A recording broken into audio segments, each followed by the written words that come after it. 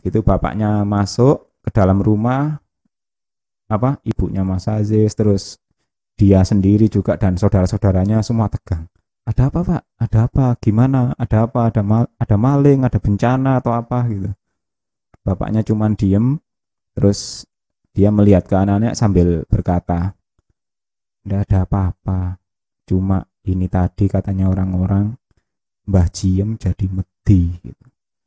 Sebelum lanjut ke cerita, jangan lupa like dan subscribe supaya tidak ketinggalan kisah-kisah menarik lainnya.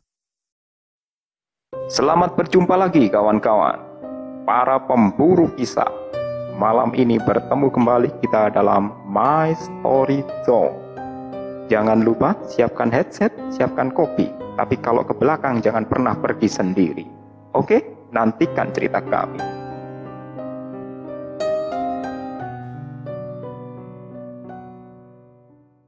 Halo sahabat pemburu kisah, Assalamualaikum warahmatullahi wabarakatuh.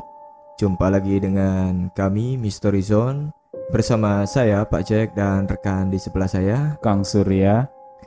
Nah, di fragmen kali ini tentunya Mystery Zone mempunyai sebuah kiriman cerita. Nah, ini ada email dari Mas Abdul Aziz.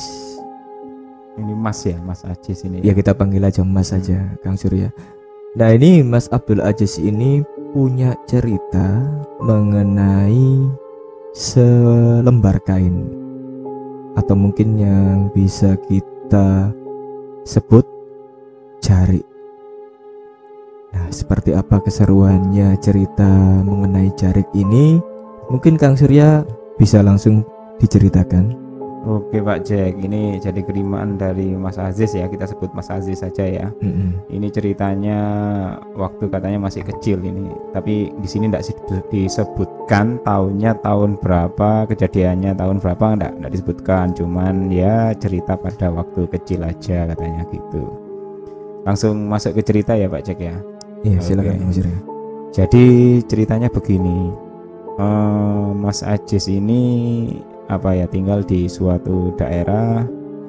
Waktu kecilnya itu yang mana dia itu punya seorang tetangga ya sudah sepuh, mungkin termasuk terpandang di kampungnya gitu. Jadi ya ibaratnya beliau ini orangnya lumayan berada lah. Ya kalau disebut kaya juga bukan ya ndak kaya raya gitu, tapi lebih berada dibandingkan dengan yang tetangga-tetangganya. Nah, kebetulan beliau ini mungkin punya sudah sepuh beliaunya ini. Ya mbah-mbah perempuan gitu, namanya Mbah Jiem katanya gitu. Lah, beliau ini sudah sudah lama, mungkin suaminya sudah lama meninggal. Ini dia di rumah itu tinggal bersama anak-anaknya saja. Jadi beberapa anaknya sebagian sudah menikah, terus tinggal di kampung lain atau bagaimana gitu. Lalu yang ada di situ hanya anak perempuan satu-satunya yang tinggal serumah dengan Mbah Jiem ini. Nah, Mas Aziz ini dapat cerita ini ya dari orang tuanya, terus pengalaman masa kecilnya, juga termasuk dari anaknya Mbah Jiem itu sendiri. Jadi dikisahkan dalam sebuah tulisan gitu tentang misteri jarik mbahnya gitu. Nah, pada suatu ketika Mbah Jiem ini kesukaannya itu ya selain beraktivitas usaha, jadi kayak dagang gitu di kayak toko kelontongnya itu, dia itu juga sering kalau dengan tetangga-tetangga itu orangnya itu sering ngobrol lah, orangnya itu akrab gitu. Jadi banyak tetangga yang kenal. Terus kalau ada acara-acara gitu, walaupun beliaunya sudah sepuh, sudah tua, masih aktif. Jadi kegiatan di kampungnya itu juga masih aktif. Nah, pada suatu hari Mbah Jiem ini belanja pakaian dan beberapa diantaranya itu jarik. Nah, agak katanya anaknya sih harganya memang agak mahal gitu. Jadi ketika pulang itu ditanya sama anaknya perempuan itu, "Mak, kok beli banyak banget gitu?" "Iya, enggak apa-apa, ini seneng aja makainya." Jadi motif batiknya bagus-bagus, jadi mungkin menarik, mau tak pakai gitu. Nah, akhirnya beberapa kain itu dipakai untuk sehari-hari, juga pas ada acara mungkin ke tetangga, terus ada kegiatan di kampung, jadi ya beberapa itu sering dipakai. Cuman ceritanya anaknya Mbah Jiem ini ada satu kain jarik itu yang lumayan bagus, motif batiknya itu memang disimpan terus sama emaknya itu. Jadi kalau anaknya yang perempuan ini kan suka jahit tuh biasanya, jadi di kampung itu bekerjanya sebagai tukang jahit. Itu juga sering kali nanya sama ibunya, emaknya itu, "Kok itu terus yang dipakai, yang satu itu nggak pernah dipakai?" katanya gitu. Terus emaknya Mbah Jiem ini cuman bilang, "Oh, itu nanti aja kalau ada acara besar mau tak pakai, entah itu nanti pas ada undangan atau mungkin ada mantenan atau mungkin cucuku mau sunat atau itu nanti tak pakai gitu, mau khitan tak pakai itu biar paling bagus itu tak pakai waktu acaraku nanti ada acara keluarga atau gitu." Nah, ceritanya gitu. Akhirnya ya Mbah Jiem itu tetap jarang memakai salah satu kain jarik yang motif batiknya cukup bagus itu. Nah, sampai pada suatu ketika mungkin anaknya yang perempuan ini mungkin sudah lupa atau sudah gitu ya. Jadi terus banyak pesanan jahitan dan lain sebagainya. Kain jarik itu mungkin terselip di lemari sampai kelupaan cukup lama gitu. Beberapa waktu berlalu, Mbah Jiem ini sakit sakit yang lumayan berat karena mungkin faktor usia atau mungkin juga ada penyakit bawaan sebelumnya. Akhirnya ya hanya anaknya yang perempuan inilah yang merawat. Kadang-kadang anak-anaknya yang sudah berkeluarga di kampung sebelah juga datang menengok beberapa kali, sampai akhirnya beliaunya ini mungkin sudah terlalu berat sakitnya, akhirnya Mbah Jiem ini meninggal gitu. Nah, waktu meninggal itu si anak perempuannya ini mungkin karena sudah repot atau gitu ya, jadi dia itu mungkin ada rasa kelupaan waktu dulu emaknya itu pernah bercerita. Jadi saudara-saudara yang berdatangan termasuk tetangga-tetangga itu secara tidak sengaja waktu memandikan jenazahnya itu entah kenapa mengambil kain batik itu, kain jarik itu yang motif batiknya yang bagus itu, yang disimpan selama ini terselip dan di dalam lemari hampir tidak pernah dipakai itu, langsung itu diambil dipakai untuk waktu memandikan jenazah itu diselimuti pakai kain jarik itu. Nah, secara tidak langsung anaknya yang perempuan itu ya mungkin karena repot, karena sibuk mengurusi yang lain-lain, terus juga banyak pelayat yang datang, terus juga lupa bahwa dulu emaknya itu pernah bercerita seolah-olah itu kain jarik itu nanti tak pakai kalau aku ada acara besar, katanya gitu. Dikira nanti ya mungkin cucunya khitan atau mungkin ada undangan tetangga atau gimana. Ternyata acara besar yang secara tidak langsung itu mungkin yang dimaksud ya waktu beliaunya meninggal itu. Nah, akhirnya setelah kejadian itu ya dimakamkan dan lain sebagainya, ya rasa di rumah itu ya ada pelayat berdatangan dan lain sebagainya. Ya akhirnya kain itu pun mungkin ya dicuci atau ditaruh di mana juga tidak tahu ya, istilahnya mungkin keluarga yang berdatangan kan mungkin repot gitu ya, setelah mungkin disimpan. Nah, setelah dimakamkan dan beberapa hari itu beberapa warga itu ya apa ya masih ada yang melayat lah ke rumahnya Mbah Jiem itu sampai tengah malam. Lah ceritanya Mas Aziz ini pada suatu malam itu entah hari ketiga atau hari keberapa gitu ya, ya sudah sangat malam itu, mungkin kira-kira jam 10-an gitu. Tiba-tiba di kampungnya itu ada suara kentongan. Jadi mungkin kalau katanya di kampung ada suara kentongan itu kan ada bunyinya biasanya. Kalau dipukul 2 kali, mungkin kentongan itu ada ada musibah atau ada pencuri. Dipukul 3 kali, mungkin ada ya ada tandanya lah. Cuman waktu itu katanya kentongan itu kok dipukul titir namanya, terusan. Jadi kok sepertinya ada apa ini, kok warga kok mukul seperti itu, kok kentongannya dipukul beruntun, apa mungkin ada bencana atau mungkin ada perampok atau apa, mungkin ya karena di kampung ya zaman segitu masih rawan kejahatan atau mungkin juga rawan bencana. Nah bapaknya Mas Aziz ini akhirnya bangun dari tidur, terus kemudian ikut keluar memeriksa keadaan di kampungnya. Nah Mas Aziz kan waktu itu wah ini ada apa ini, apa ada bencana atau ada mungkin begal atau apa. Akhirnya ya menunggu di rumah dengan perasaan tegang. Nah akhirnya setelah 1 jam keluar, bapaknya juga ditunggu-tunggu tidak pulang-pulang. Mas Aziz dan ibunya dan saudara-saudaranya juga menunggu di ruang tamu itu, melihat di jalan kok sepertinya banyak orang yang keluar gitu.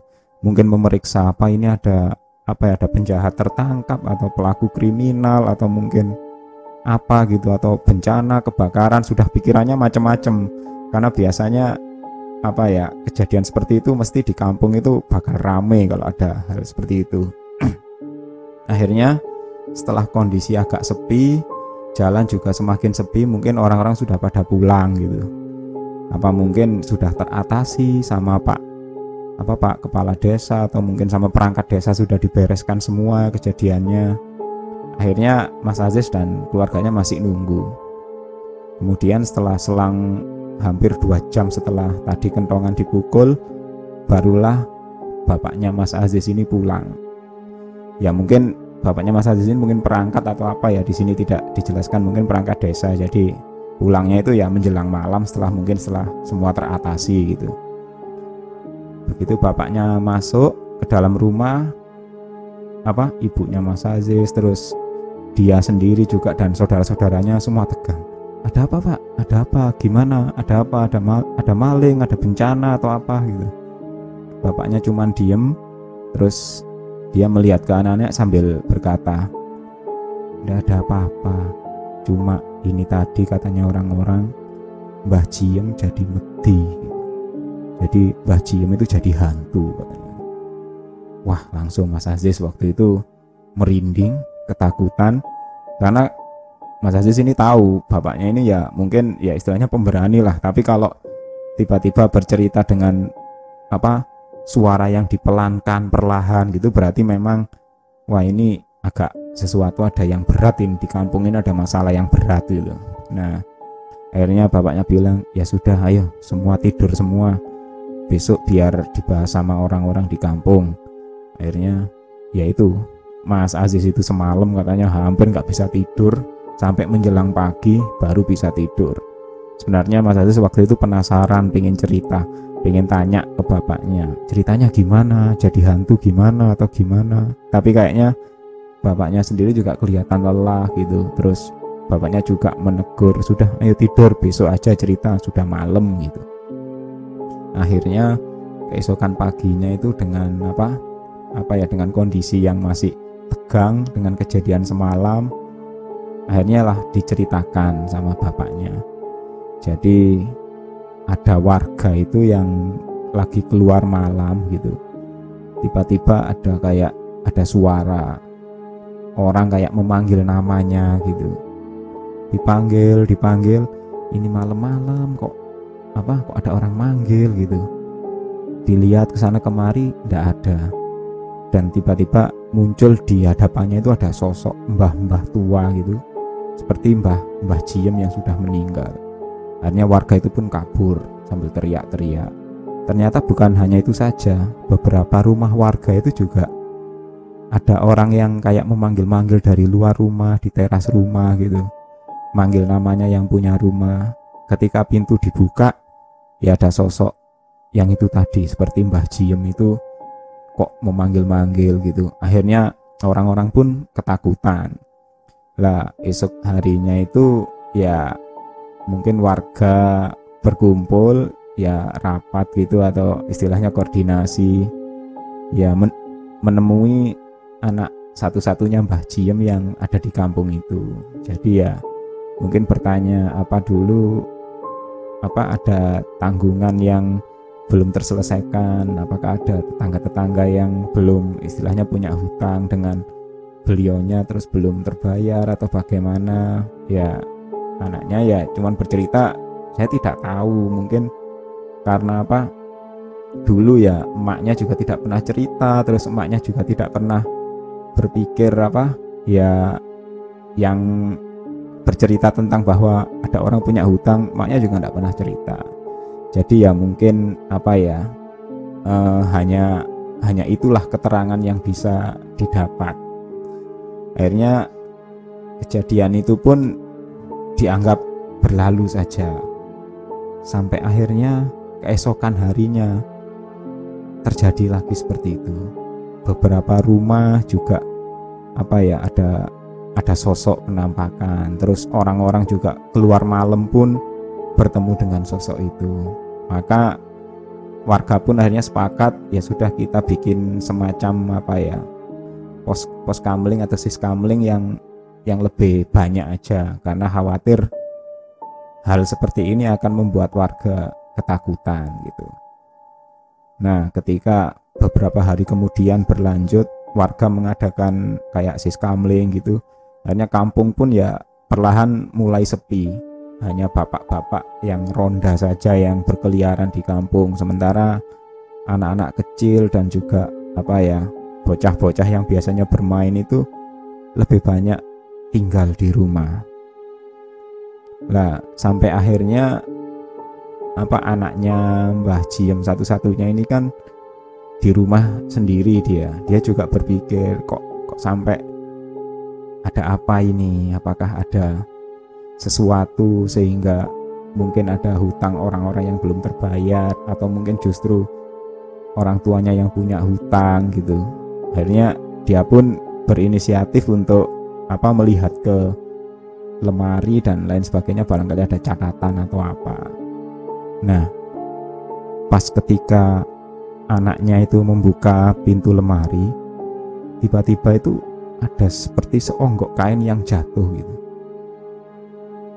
Kain itu jatuh dengan sendirinya, seolah-olah memang tergantung di pintu bagian dalam. Jadi ketika pintu itu dibuka, kain itu terjatuh dengan sendirinya. Nah, saat itulah anaknya Mbah Jiem ini sadar bahwa kain itu adalah kain yang selama ini tidak pernah dipakai oleh emaknya, tidak pernah dipakai oleh ibunya. Barulah diambilnya oleh dia pun sadar, kenapa kain ini jatuh dengan sendirinya, terus kenapa kain ini kok bisa kain yang ini gitu loh, yang posisinya ada di atas. Nah, akhirnya mbak itu tadi, anaknya Mbah Jiem itu tadi pun dengan hati-hati membawa kain itu, kemudian barulah dia disimpannya di tempat yang tersendiri. Jadi kain yang memang jarik yang ada warna batiknya agak beda itu tadi, yang motifnya agak bagus itu dipisah dengan sendirinya. Akhirnya besok harinya anaknya Mbah Jiem ini pun berinisiatif menemui mungkin kayak sesepuh desa atau orang tua yang di sana. Dia pun juga bercerita tentang dulu emaknya itu pernah berkata bahwa ada kain ini nanti nggak mau tak pakai kecuali nanti kalau ada acara keluarga atau acara besar yang mungkin ya entah cucuku sunat, khitan, atau mungkin ada acara keluarga yang lain baru kain ini ku pakai gitu. Nah akhirnya setelah menyampaikan itu ke perangkat desa, termasuk ke sesepuh itu tadi kan mungkin ya kalau dugaannya ini ya orang yang dituakan, jadi mungkin ya punya kelebihan spiritual atau apa. Akhirnya setelah mungkin mendapat cerita seperti itu, sesepuh tadi ya menganjurkan ya supaya sebenarnya nanti kalau misalkan ada acara doa, kirim doa, mungkin mending ditambahi lagi lah dengan mungkin kayak amalan-amalannya Mbah Jiem itu nanti bisa kayak ditambahkan gitu. Jadi mungkin ada beberapa harta atau apa yang punyanya tinggalannya Mbah Jiem itu, mungkin harapannya itu bisa disampaikan dalam bentuk diamalkan gitu. Nah akhirnya atas saran yang sesepuh itu tadi, maka dilaksanakan oleh anak satu-satunya ini, termasuk dibicarakan dengan keluarganya yang lain. Jadi ya seperti itulah kisahnya Pak Jack. Jadi misteri kain jariknya Mbah Jiem ini. Jadi sebuah kain yang waktu itu dipesankan bahwa ini akan dipakai untuk acara keluarga yang besar, tapi entah secara tidak sengaja atau mungkin takdirnya ya tiba-tiba dipakai waktu meninggalnya itu.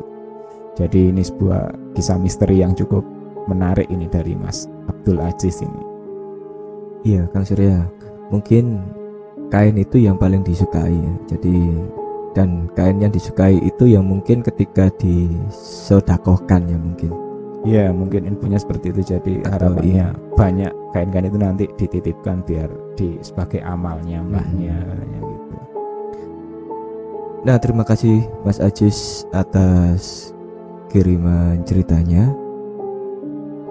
Dan bagi para sobat pemburu kisah, terima kasih juga telah mendengarkan fragmen ini.